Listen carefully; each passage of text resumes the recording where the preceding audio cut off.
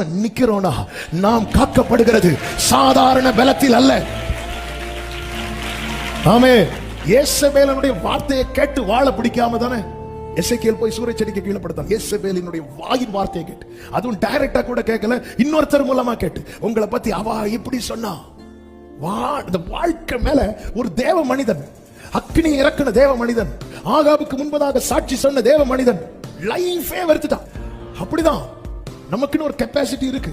எங்க நான் பிளஸ் 2 படிக்கும் போது இந்த குடும்பத்தில் நீ பிறந்து வேஸ்ட்ங்கிற ஒரு வேர்டு என்னால தாங்க முடியாம அன்று இரவு வந்திருந்த ஆண்டவர் அழுத. என்ன ஆண்டவர் அப்ப ஃபர்ஸ்ட் ஸ்டாண்டர்ட் படிக்கும் போது என்ன எழுப்பி விட்டீங்க, அப்பவே நான் செத்திருந்தா இப்படி ஒரு வார்த்தையை நான் கேட்க வேண்டி வந்திருக்காதே ஆண்டவர். எல்லா வார்த்தையும் நம்ம எல்லாரும் கேட்டு சிரிச்சிட்டு இருக்க மாட்டோம். சில வார்த்தைகள் வந்து நம்மளை உடைக்கும். எலியாவை உடைச்சது, எல்லாரையும் உடைச்சது. நம்முடைய ஜெபமே அப்படிதான். ஒரு கட்டத்துல வாழ்க்கையை வெறுத்து பாக்குறதுக்கு முன்னாடி எடுத்து அவ்வளவுதான் இல்ல தூது நடப்பா ஒரே ஒரு வேர்டை சொல்ல வச்சான், நீ பண்ண வேண்டிய தூரம் வெகு தூரம், அவ்வளவுதான். ஆமே, நீ தேவ பலத்துல காக்கப்பட்டிருக்க.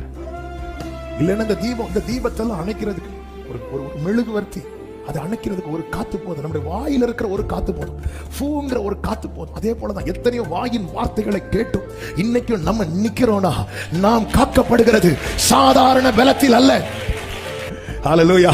இன்னைக்கு கர்த்தர் சொல்லுகிற ரேமா இதுதான், உன்னை நான் நிக்க வச்சிருக்கிறேன், உன்னை நான் நிக்க வச்சிருக்கிறேன்.